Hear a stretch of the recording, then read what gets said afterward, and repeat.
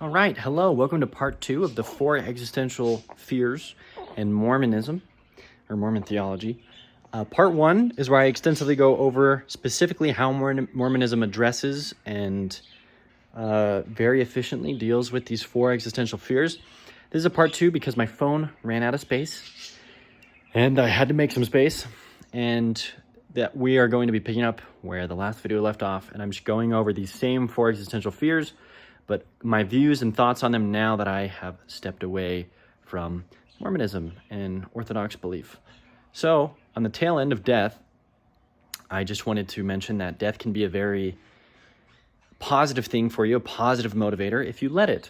So death can really open your eyes if you truly confront it and you realize, hey, I only have this life, and you can decide to change your life.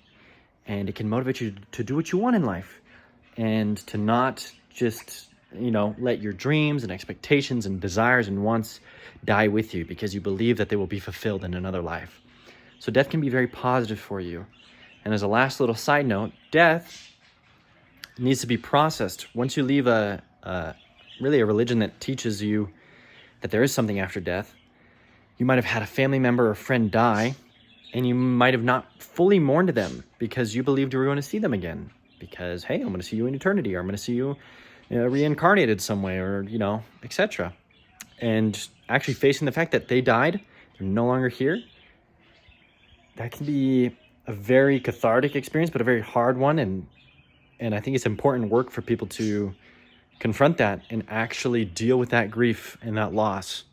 And I think it makes you a better person. It makes you more empathetic. It makes you more, I just think it's a good character building thing to have to deal with that and confront that head on. Now, I guess I'll answer the question, am I scared of dying? No, I'm not scared of any God after this life. I'm living my life. I feel very authentically, very the best that I know how. And I've told this to a lot of people around me, but me and Mormon God, we're tight. I could die right now, right this second. And I'm not afraid of being judged or being kept out of the celestial kingdom. I'm fine. I know that if any God exists, even Mormon God, I will be in good standings with them because of how I've gone about this and how deliberate I've been with my deconstruction, how slowly I've taken it, I'm still deconstructing. I'm still taking it slow. So, anyways, those are my views on death. I'm not really worried about dying. And I think in a broader question is well, you're not worried about hell? If from a Christian perspective? No, I'm not. Mainly because this is a different video, but theologically, any God that punishes people for eternity, it's not a good guy. So, Mormonism doesn't even believe that. DNC, God, eternal fire and eternal punishment isn't eternal, doesn't mean forever, for eternal is my name. I will reveal the secret unto you, for eternal damnation or eternal judgment is God's judgment, and my name is eternal. We literally believe that even the punishment for those who are wicked does not last forever. So, anyways, moving on. Talked enough about that. Freedom. So I wrote down, because it's the existential fear of freedom, but I wrote down fear, or overwhelm. So I kind of view it more as you get overwhelmed by the freedom of life. So you are in charge of your life. You're responsible for everything, right? You choose how you react. You choose what you make of your life. You choose what you make of your circumstances. You have the freedom to shape your life and to do what you want to do. Unless you don't believe in free will. That's a different video. But it's just this idea of, hey, yeah, once you deconstruct any religion, but in this case we're addressing Mormonism, you suddenly have a lot of freedom.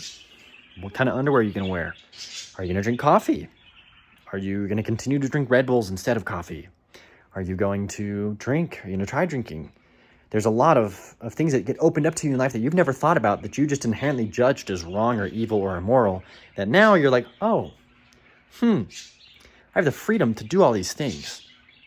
And on a deeper note, when you deconstruct God and the Bible and religion and everything, it's like, where do my values come from? Where does meaning come from? Why am I here? So there's a lot of freedom to go and choose. And we'll get into those questions of meaning in a second.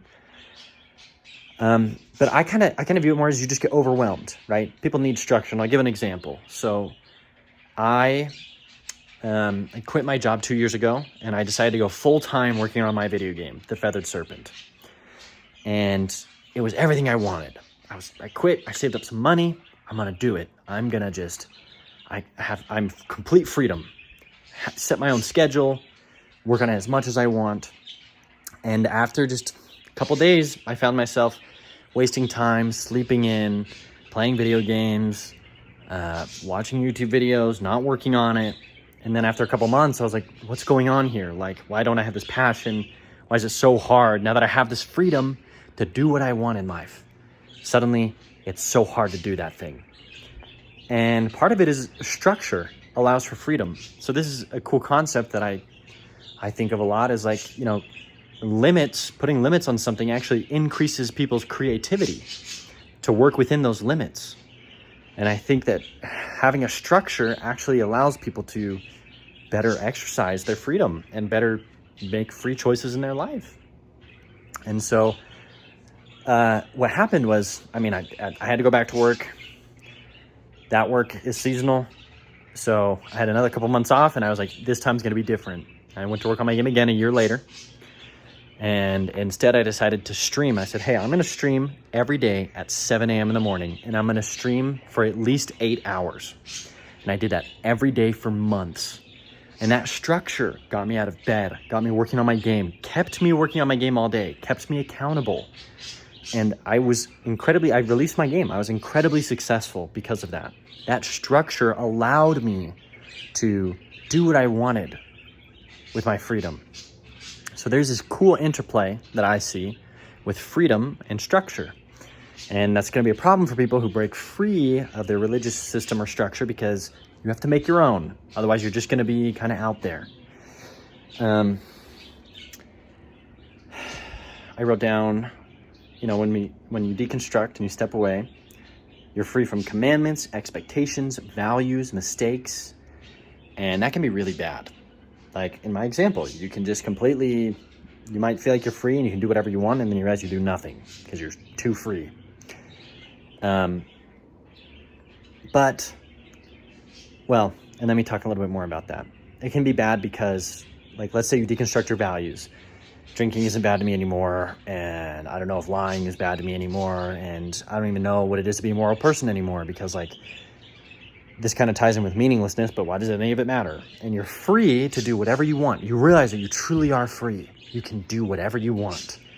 And you're free from these expectations and this fear of you're going to be judged for everything you do. You're free of that.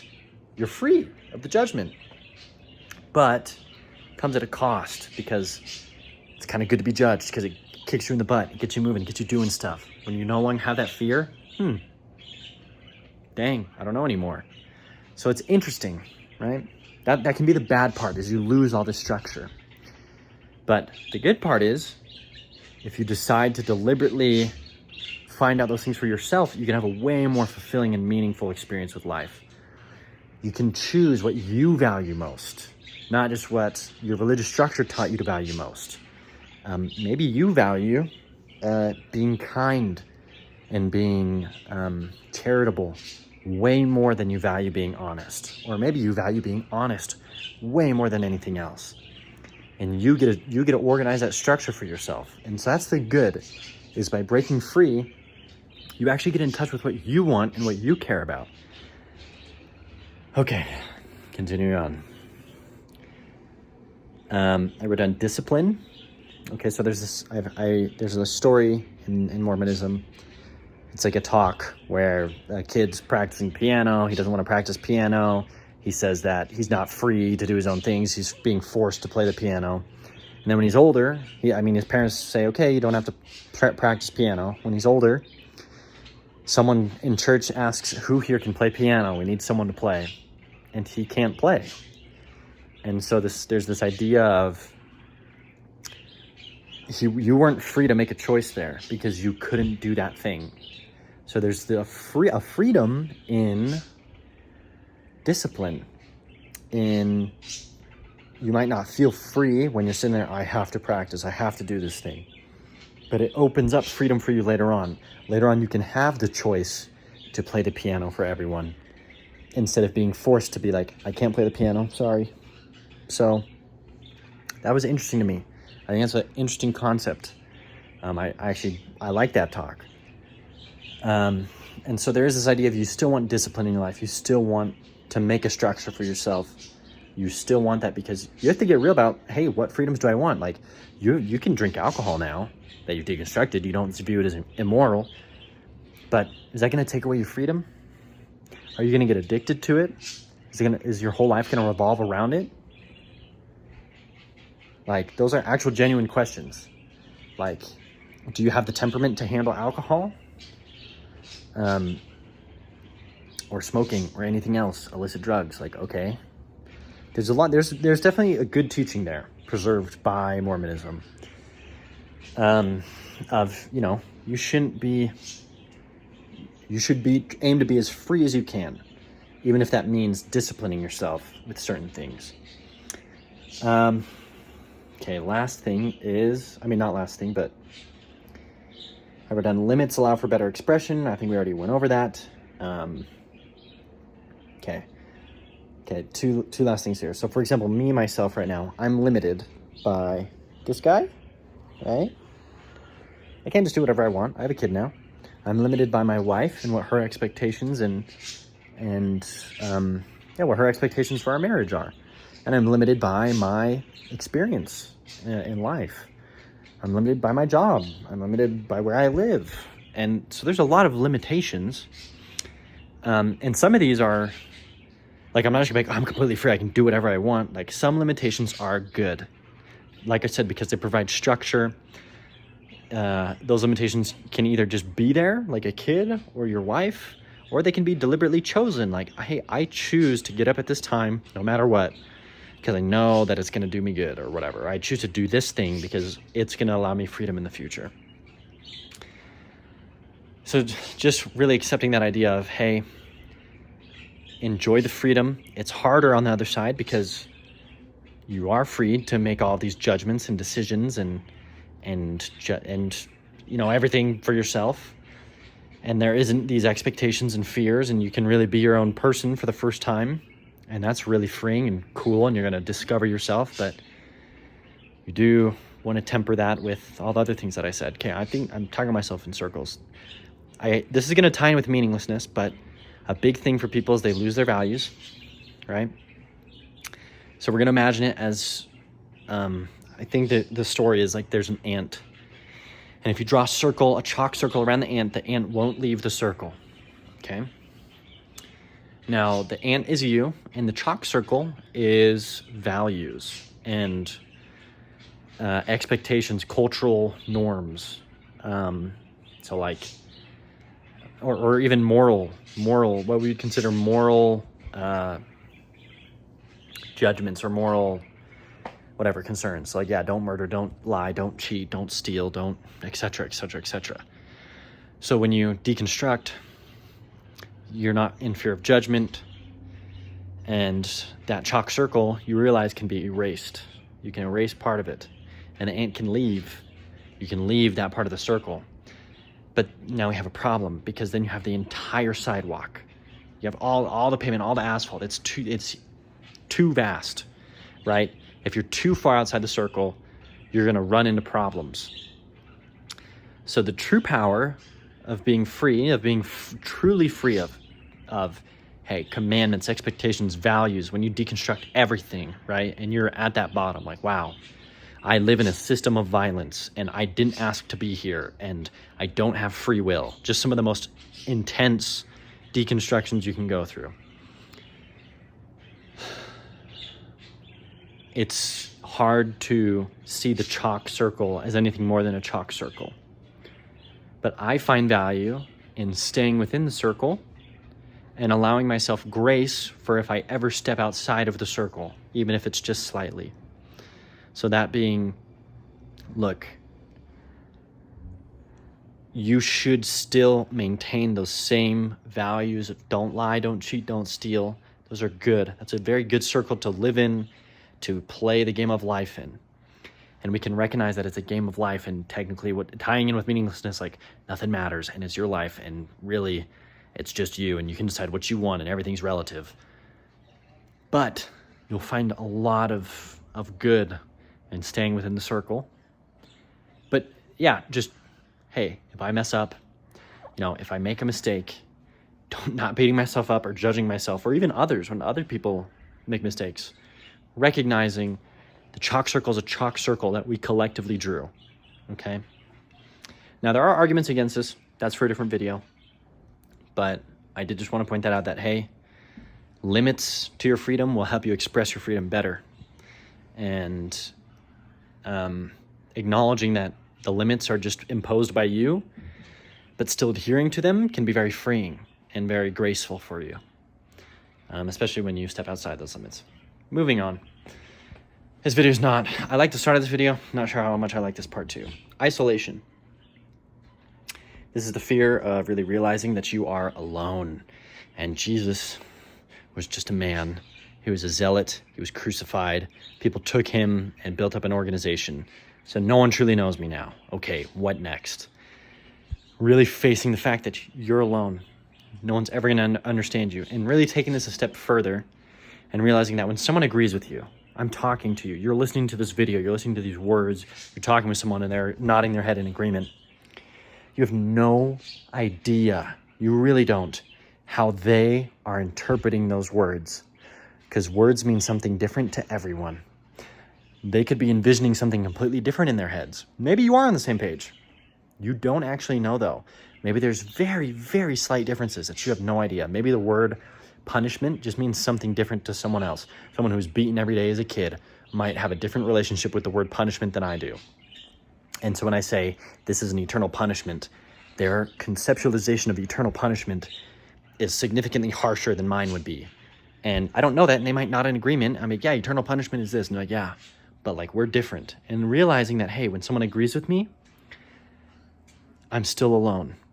I still have no idea what's going on in their head, and they have no idea what's going on in my head. And when they disagree with me too, do they even really know? We could be on the same page and they could be disagreeing with me because they think I'm saying something different. You will never be understood. That's a hard one for me. I like explaining myself. I will beat a point to death until you see it from my perspective. But so this is something I have to really wrestle with and figure out and really cement into my psyche that, hey, no one's ever going to understand you. And that is a really healthy thing to really let soak in, that, there's always going to be people who disagree with you, always going to be people who don't like you, always going to be people who don't see things the way you see them. And really it's everyone, and you can be alone. This is why I personally try to be very careful and precise with my words. I'm trying to maximize the chances that I am understood by other people. And at a small level, at a very fundamental level, yes, you can understand someone, but truly in the details and in a lot of things in life, you're not going to be understood. No one's really going to understand your suffering, your perspective, your point of view. And it can be freeing to just accept that and be like, you know what?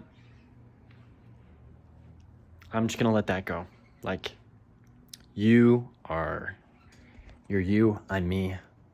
And so there's this idea I think my father embodies really well. Not taking things personally, right? You don't know what someone's going through. You don't know, there's a lot. I'm doing a really poor job. You can tell I'm getting tired.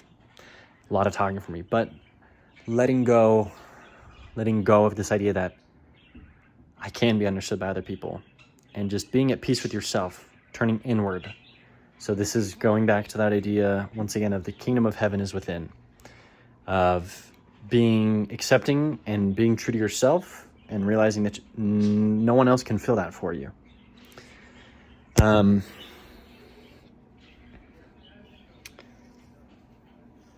I think a bigger thing that I'd like, so by accepting those things, by accepting this reality that I will never be understood by others, you'll find yourself being freed from a lot of contentious arguments, from other people's opinions affecting you so much. You'll find a lot of inner strength and a lot of inner guidance once you can really internalize those. So I think that that's a positive spin on it, of being alone, is you can use that to your advantage to really leverage this, to lift this weight off of you. But I want to talk just briefly on being alone from God, because you deconstruct Mormonism. And me personally, I would anytime I got on a plane, I would say a prayer and I'd be, God, forgive me. Please, if I die and this plane crashes, save me.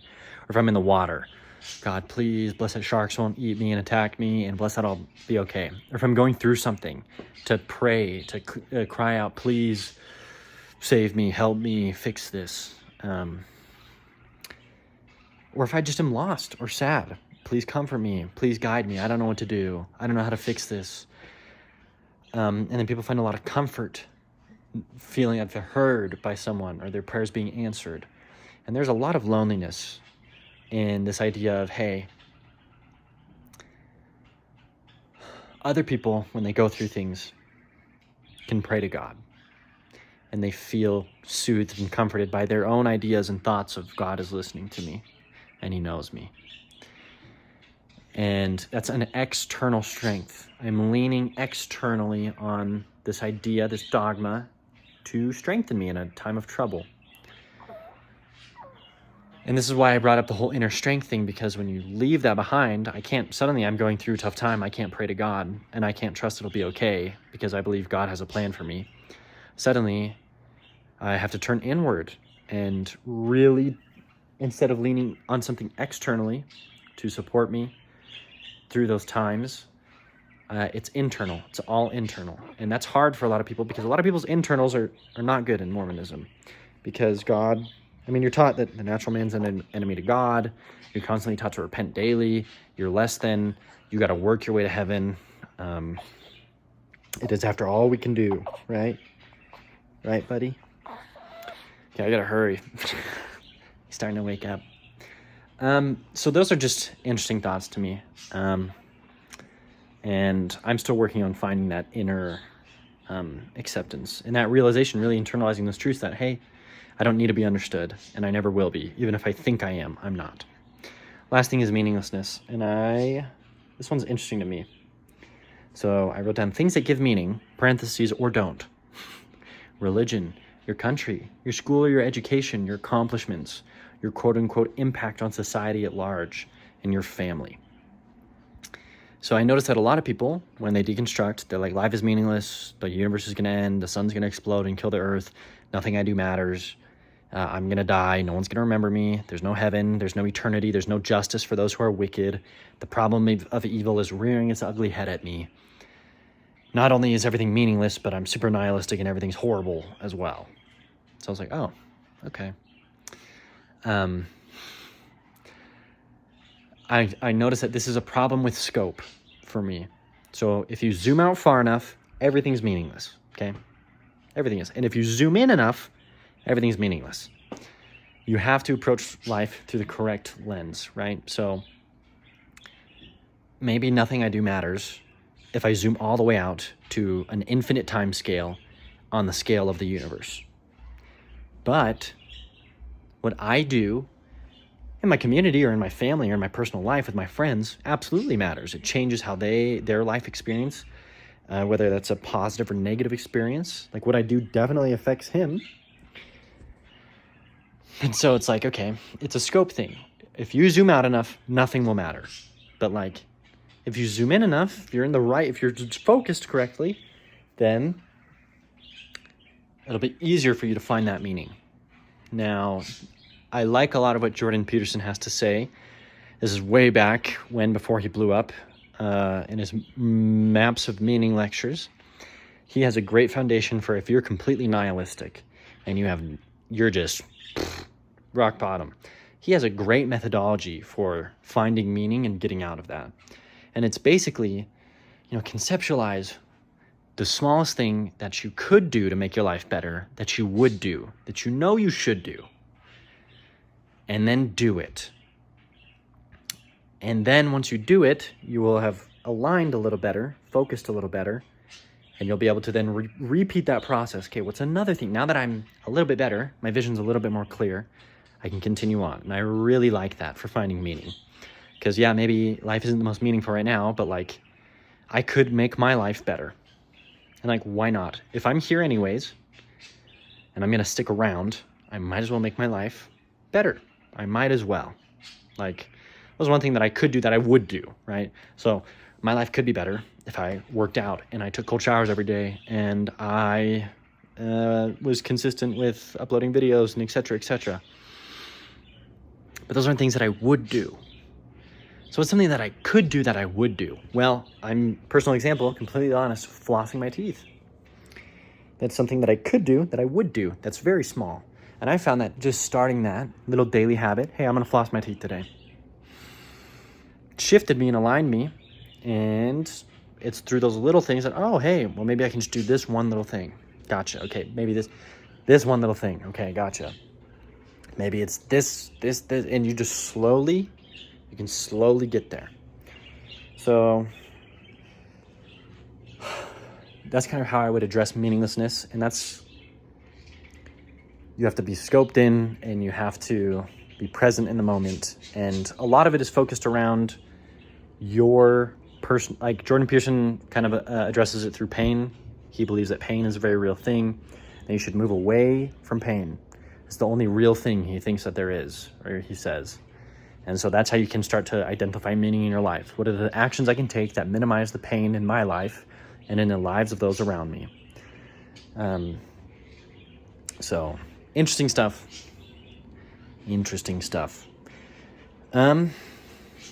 Okay, meaning.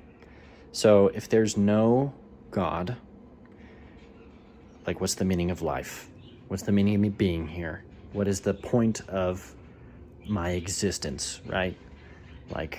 Why? So the thing that I've run into in this space, especially of those who have deconstructed Mormonism, is the idea of absurdism by Albert Camus. And there's also the idea of optimistic nihilism, but we'll talk about that in a second. So absurdism is just embracing the absurdity of this reality. You're here for right now in this limited universe for this limited time, and it's absurd. Everything's we're on a rock flying through space at thousands of miles per hour, and we live in a crazy society, and everything's it's absurd. And because life is already